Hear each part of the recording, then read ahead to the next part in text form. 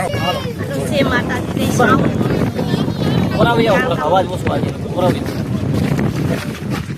કાલે અમે ખાલી 4 જ બાયું ઘરે થયું, જબરજસ્તી પોલીસે કરી કેડો કર્યો જબરજસ્તી. એ કે અહીંયા તમારું કઈ સીએ નહીં, જબરજસ્તી કેડો કરીને લેડીઝ પોલીસ 4 હતી, ઘણી પોલીસ હતી. અમને બધી બાયુને જબરજસ્તી કરીને પકડીને ધક્કા જ માર્યા નકરા.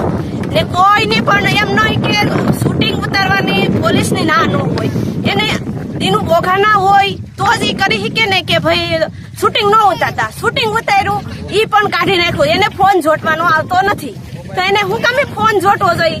તો મારી જેઠાણી છે એને ધક્કો મારીને એને પાડી દીધા, એને મારકૂટ કરી. અત્યારે ઈ દવાખાને છે, એની કાંઈ એને કાંઈ થશે તો એનો જવાબદાર પોલીસ કોડીનારની રહેશે.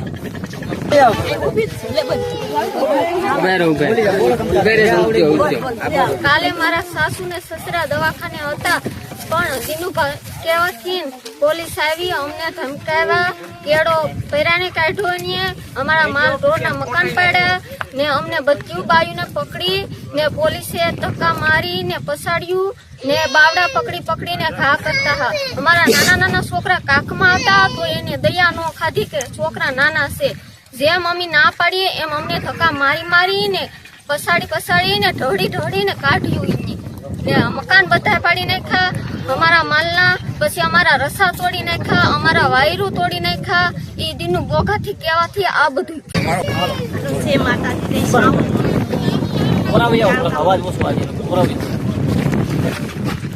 કાલે અમે ખાલી 4 જ બાયું ઘરે થયું, જબરજસ્તી પોલીસે કરી કેડો કર્યો જબરજસ્તી. એ કે અહીંયા તમારું કઈ સીએ નહીં, જબરજસ્તી કેડો કરીને લેડીઝ પોલીસ 4 હતી, ઘણી પોલીસ હતી.